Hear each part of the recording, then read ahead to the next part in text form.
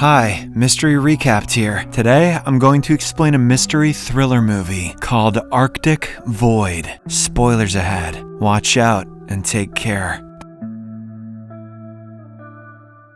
The film opens in Longyearbyen, an archipelago which is in the northernmost settlement on Earth. Two best friends from America, Ray Marsh and Alan Mursall, arrive at the only airport in the area. They're here to shoot an adventure TV show that Ray hosts and Alan directs. However, there are no means of transportation outside the airport. This makes the director quite irate, as they have a boat to catch in 15 minutes. But Ray spots a local man standing nearby and uses his help to summon a cab. After waiting for a few minutes, the two are picked up by a van and taken to their destination. They are then dropped off at a fishing port where a tour boat is waiting for them. Upon their arrival, they're greeted by a man named Sean Tibbetts, an amateur cameraman. It is revealed that they hired him just 2 days ago as their regular guy couldn't get a visa. Alan, who is still cranky to arrive here at the last minute, doesn't even introduce himself or acknowledge Sean. However, the charming Ray makes up for his friend's behavior by shaking the newbie's hand. We then get to know that Sean is an ex-army brat who has never done any kind of TV show. After a while, they get on their tour boat, where a guide named Jim greets all the passengers. He is a quirky man, and the tourists seem delighted to listen to his introduction. Later, Alan joins Sean at the ship's dining area and apologizes for his rude behavior earlier. He then explains about their project and why they came here from America. Sean, however, seems secretive about his own personal life and quickly leaves to get some footage from the ship's deck. Seconds later, Ray joins his friend at the table with a small bottle of booze. He is a very well-mannered man who doesn't take anything too seriously. During their conversation, his attention is drawn to a lunchbox on the table that belongs to Sean. Ray opens it without hesitation and finds a bunch of sound equipment inside. Curious, he turns on the retro audio reels and puts on the headphones. He then listens to the tapes that seem to contain whale songs for quite some time. Alan doesn't like the idea of touching other people's stuff without permission, but Ray urges him to listen to the tapes.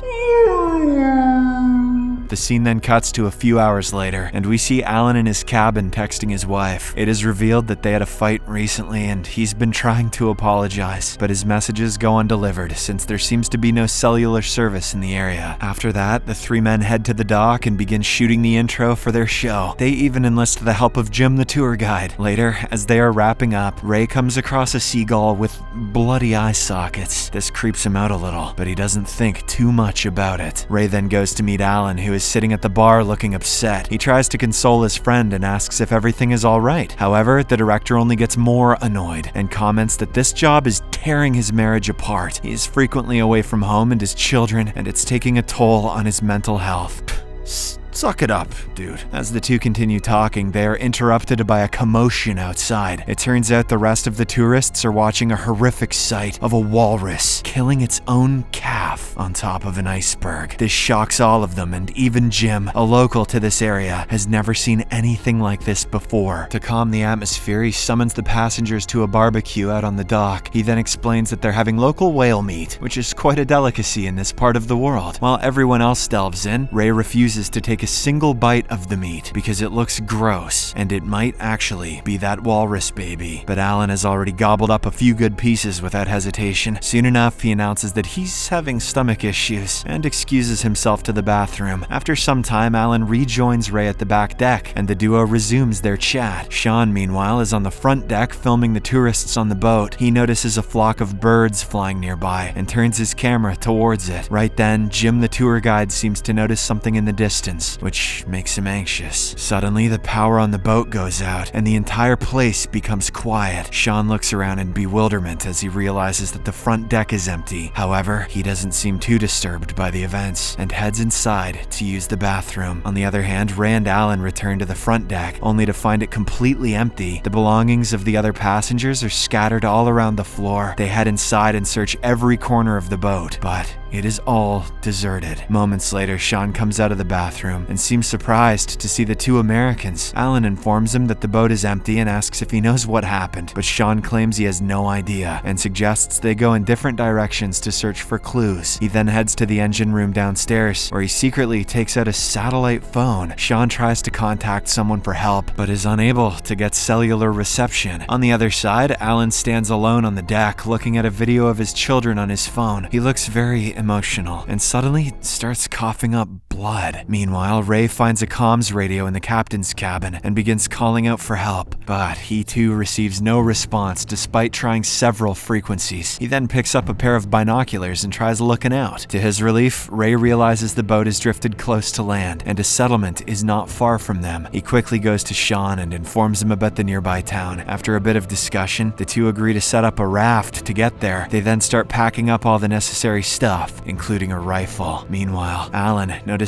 a camera on the floor that belonged to a group of German tourists on board. He puts it in his pocket and heads to the back deck. There, Ray tells him about the nearby settlement and asks him to quickly pack his bag. Ray also notices a gash on Alan's throat, but the latter has no clue how or when it appeared. After patching up the wound, the three men step onto the raft and head for the town. They soon reach the bank, where Sean suggests that they stay together because he senses something is off. The trio then explores the town, but finds it completely empty. After a while, they enter a building and hear thudding coming from nearby. This prompts them to have a look, and they soon come across a stag inside one of the rooms. It is gravely wounded and bleeding out of its mouth. The creepy sight makes them leave the building and head outside once more. After walking for a while, the trio hears a strange sound coming from a nearby building. They rush inside, only to find a TV displaying static waves. A frustrated Ray kicks it in anger because he was hoping for something better. Could have at least been Dragon Ball reruns. Just then, Alan starts groaning and suddenly collapses to the ground. He feels a stinging sensation in his left leg, causing him to roll up his pants. To everyone's horror, there is yet another nasty gash near his knee. Despite Alan being in such a condition, Sean announces that they should continue exploring the area. Therefore, Ray leaves with him, promising to come back for his friend. Sometime after the duo is left, Alan starts getting delirious. He walks out of the building in a trance and keeps on walking until he's in the middle of nowhere. All of a sudden, he notices a polar bear heading towards him. The animal also seems to be suffering, as it is covered with several wounds. Luckily, instead of attacking, it leaves Alan alone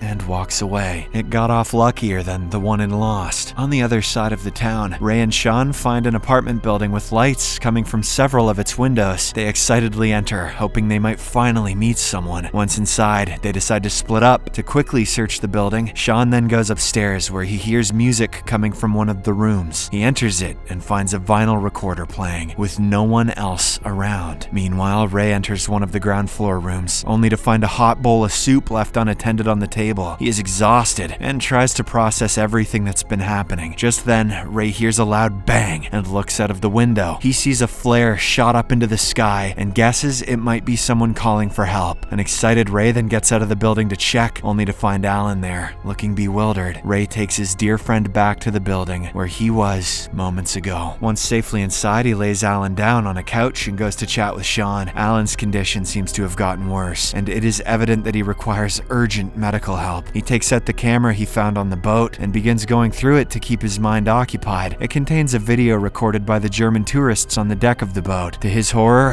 Alan sees that the tourists suddenly vanished while they were still recording. He also sees that Sean was on the deck and clearly saw what happened. Following this revelation, Alan gathers what's left of his strength and struggles to tell Ray about it, but the latter is engaged in a conversation with Sean and ignores what he has to say. Ray argues that they should leave town and go back to the sea as soon as possible, but Sean is opposed to the idea, claiming that it will take at least 4 hours to get there. He argues that the raft doesn't have enough fuel to take them back to the boat. However, Ray is adamant in his decision, so he goes out to look for some fuel at a nearby gas station. After a while, Sean approaches Alan with the lunchbox in hand and puts the headphones on his ears. The sounds from the box begin playing, which puts the director to sleep. Sean then goes outside the building and strolls around while smoking. The injured Alan sleeps for a while, but soon wakes up due to agonizing pain. In the meantime, Ray has already refueled the raft and returns just in time to help his old friend. He says that they should leave immediately, but Alan insists he watch the camera recording from the boat. Ray obliges and soon discovers the horrible truth. Sean was recording on the front deck the entire time when the people suddenly disappeared. Distraught by this revelation, Ray rushes outside inside the building and manages to pin Sean down. He demands to know the truth, and the latter eventually opens up. It is then revealed that Sean is a mercenary hired by the Norwegian military. He was sent on the trip to film the capabilities of a high-tech supersonic weapon. The people who were exposed to the radiation from the weapon have been vaporized out of existence. Furthermore, Sean explains that the device he carries inside the lunchbox serves as some sort of a protecting shield. The sounds from it make the listener immune from the weapon's impact. That is why Alan and Ray didn't disappear like the rest of the people, as they had been listening to the device earlier. However, Alan fell ill because he consumed the whale meat, which was contaminated by the radiation spread by the weapon. Sean also mentions that a group of soldiers were supposed to extract him from the boat after everyone else was dead, but he can't reach them since the satellite phone they gave him didn't work. Upon hearing all of this, Ray is stunned, and he cannot believe that such a weapon exists. Following this, he heads inside but doesn't say anything to his friend. Alan, on the other hand, seems to have come to terms with the fact that he's going to die. Ray also realizes this, so he gives him some space and leaves the room. While he waits outside, Alan records a goodbye video on his phone where he tells his wife to take care of herself, as she's always had to do anyway, since he's never been around. After Alan is done, he hands Ray the phone and tells him to make it home safe. The latter is distraught to see his friend like this, but he quietly takes the phone and leaves the building. However, he too is uncertain about his chances of survival. Ray thus puts the phone, along with the camera, inside a waterproof bag and throws it out to the sea, hoping that someone else will find it. It's a bit of a dick move. There's no shot someone finds that. After a while, Sean's satellite phone receives a message from his employer. It reads that they'll be on the island in 30 minutes. This excites Sean, so he rushes back to the building and shares this message with the two Americans. Following this, the trio, including Alan, who is being carried in a wheelbarrow, leave their hideout. They stop to rest inside another building not far off from where they were. Alan's declining health is slowing them down considerably, so Sean says he's heading to the extraction point alone. He really hopes his employer would be able to do something about Alan's condition, but is unsure about this. Just a few seconds after he takes off, Alan passes away in Ray's arms. Meanwhile, Sean arrives at the extraction point hoping to see a rescue team, but in a shocking twist, he's immediately shot and killed. Back at the building, Ray hears the gunshot, which freaks him out. He rushes to grab a nearby rifle when the landline in the room starts ringing. It is not revealed whether or not Ray decides to take the call. The movie ends as we see the waterproof bag floating in the ocean. Subscribe for more videos like this, turn on notifications, and leave a like to help the channel out. Thank you for watching.